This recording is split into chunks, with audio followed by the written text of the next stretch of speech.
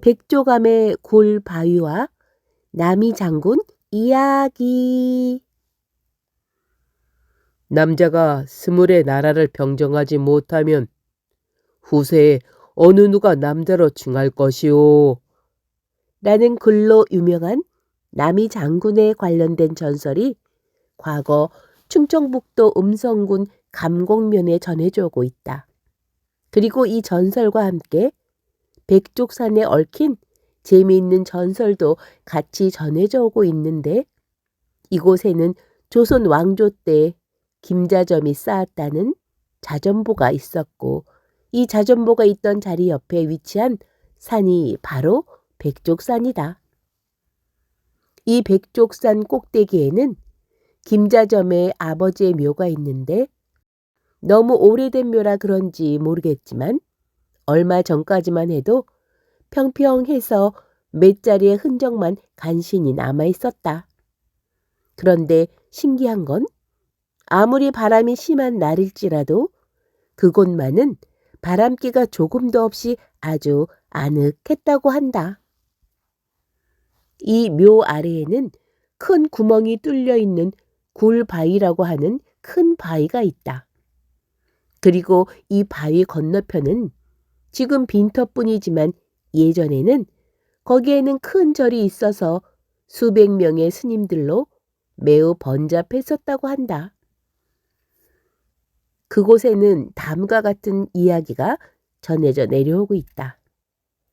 그 절을 세운 지 불과 수년이 못 되어 이상하게도 해마다 한 명씩 스님이 어디로 간 곳도 없이 계속 사라지는 것이었다. 그러나 스님들은 도무지 그 까닭을 알 수가 없었다.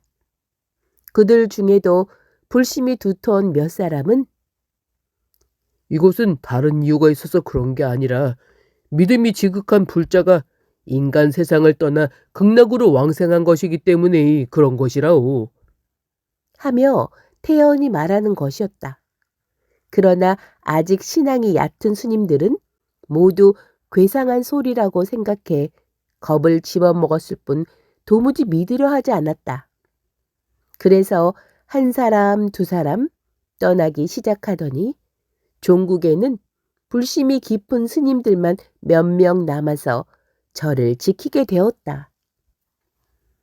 이 와중에도 그 해에 한 사람, 그 이듬해에도 한 사람, 절에 남아있는 스님들은 한 명씩 해가 갈수록 줄어들어 나중에는 결국 마지막 스님 한 사람만 남게 되었다. 아무리 신앙이 두텁다고 해도 마지막 남은 스님은 혼자가 되고 보니 쓸쓸하기 짝이 없었고, 다른 한편으로는 은근히 겁이 나기도 했다. 그리고 남은 자신마저도 오늘 없어질지 내일 없어질지 모른다고 생각하니 마음이 처량하기 한이 없었다.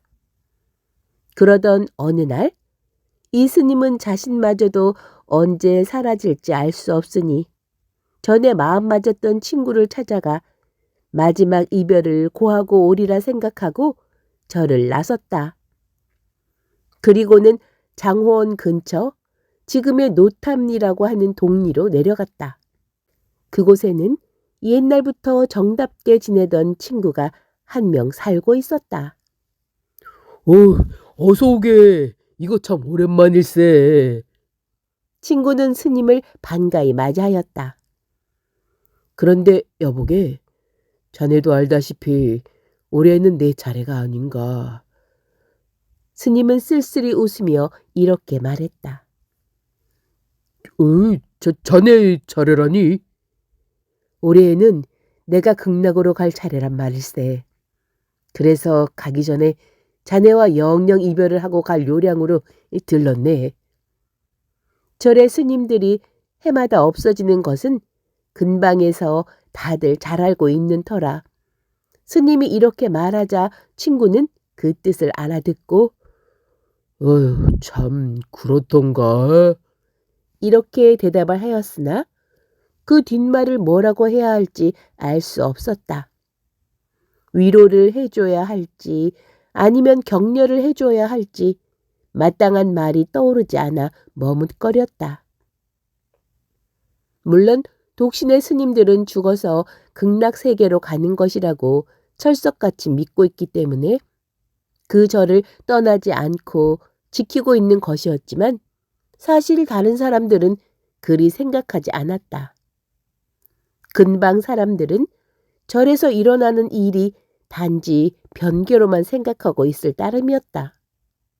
그래서 친구는 스님의 사정을 퍽 딱하게 여겨 아유, 여보게, 그러지 말고 자네 그 절을 피해 나가는 게 어떤가?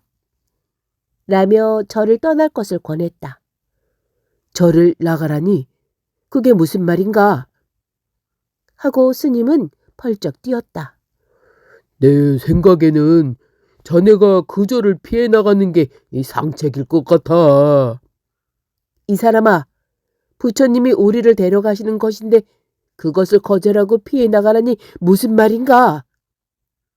하고 스님은 친구의 제안을 거절했다.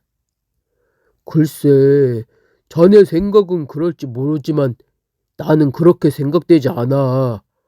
아유, 아무리 생각해도 무슨 요괴가 있어 해마다 스님들에게 해코지를 하는 게 분명해. 천부당 만부당한 말일세. 대체 그게 무슨 말인가?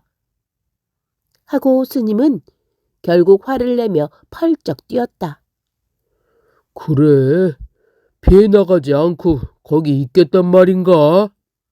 그야 물론이지. 친구는 스님을 붙들고 그 절을 피해 다른 곳으로 가기를 다시 한번 권해보았지만 스님은 기어코 친구의 권유를 듣지 않고 끝내 그 절에 남아있겠다고 하는 것이었다. 아유, 자네가 정 그렇게 고집한다면 나도 더 말릴 수는 없네. 그러나 한 가지 부탁이 있으니 이거나 들어주게. 무언가?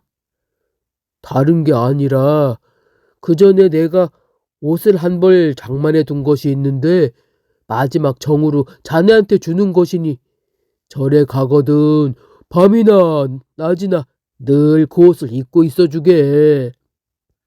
그야 못 어려울 것 있나? 친구가 옷 한 벌을 꺼내 스님에게 건네주는데 그것은 무슨 물감으로 물들인 것인지는 몰라도 온통 검은색의 옷이었다. 이것은 내가 마지막 정으로 주는 것이니 잊지 말고 부디 꼭 입고 있게. 염려 말게, 이 사람. 스님은 얼마 동안 친구와 이야기를 계속하다 이윽고 친구에게 작별 인사를 하고 절로 돌아왔다. 절에 돌아온 스님은 친구의 부탁이라 늘 그 옷을 입고 있었는데 아주 고약한 냄새가 나서 그대로 입고 있기가 어려웠으나 그저 참고 있었다.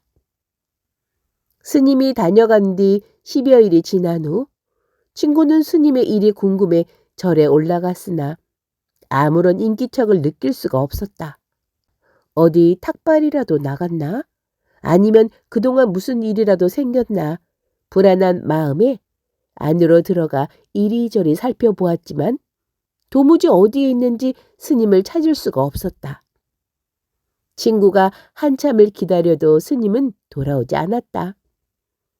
할 수 없이 친구는 마을로 도로 내려오다가 절 앞에 있는 골바위 근처에 커다란 진해 한 마리가 죽어 자빠져 있는 것을 발견했다. 그는 진해의 앞으로 바싹 가 살펴보았다. 친구가 조심스럽게 들춰보니 진해의 목구멍에는 십수일 전에 자기가 스님에게 준 의복 조각이 걸려있는 게 아닌가? 그제야 친구는 스님이 이 진해에게 잡아먹힌 것을 알게 됐다. 친구가 스님에게 주었던 옷은 동물을 들여 만들었기 때문에 그 의복의 독에 진해가 죽은 것이었다. 이것으로 스님들이 해마다 없어진 것은 부처님이 불러 극락으로 가서가 아니라 굴 바위 속에 사는 진해에게 죽임을 당해서였다는 사실이 확실히 밝혀지게 되었다. 그런데 이상한 일은 지네가 죽은 뒤로는 굴바위 구멍으로부터 연기와 같은 새파란 빛이 뻗어나와 백독산을 감싸곤 하는 것이었다. 그 기운이 감곡에 있는 영산이란 마을 쪽으로 몰려드니 얼마 안 가 그 마을에서는 아이가 한 명 태어났는데 그 아이가 바로 남이 장군이라고 한다. 그래서 그곳 사람들은 남이 장군에게 진의 귀신이 붙었다고들 가만히 수근거리곤 했다더라.